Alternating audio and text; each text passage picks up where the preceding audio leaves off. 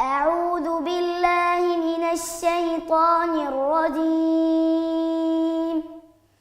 بسم الله الرحمن الرحيم. تبارك الذي جعل في السماء بروجا وجعل فيها سراجا وقمرا منيرا، وهو الذي جعل الليل والنهار خلفة لمن أراد أن يذكر أو أراد شكورا.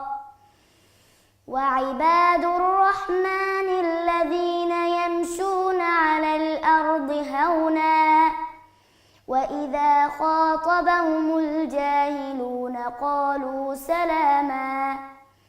والذين يبيتون لربهم سجدا وقياما، والذين يقولون ربنا اصرف عنا عذاب جهنم إن عذابها كان غراما إنها ساءت مستقرا ومقاما.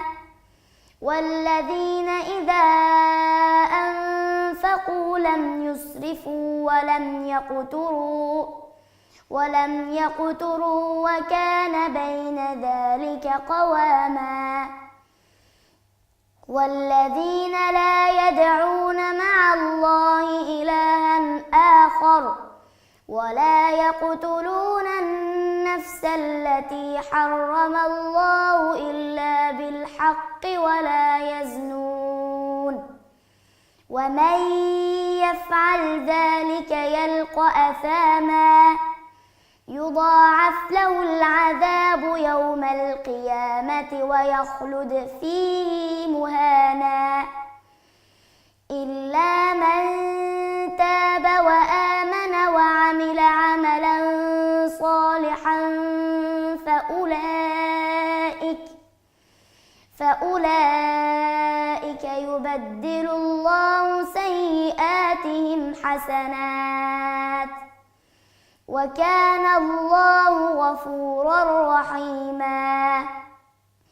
ومن تاب وعمل صالحا فإنه يتوب إلى الله متابا. والذين لا يشهدون الزور وإذا مروا باللغو مروا كراما. والذين إذا ذكروا بآيات ربهم لم يخروا عليها صما وعميانا. والذين يقولون ربنا هب لنا من أزواجنا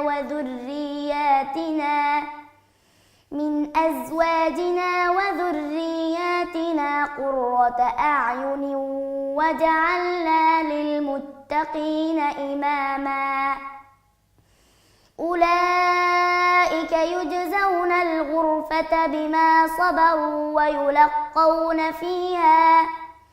ويلقون فيها تحية وسلاما خالدين فيها حسنت مستقرا ومقاما.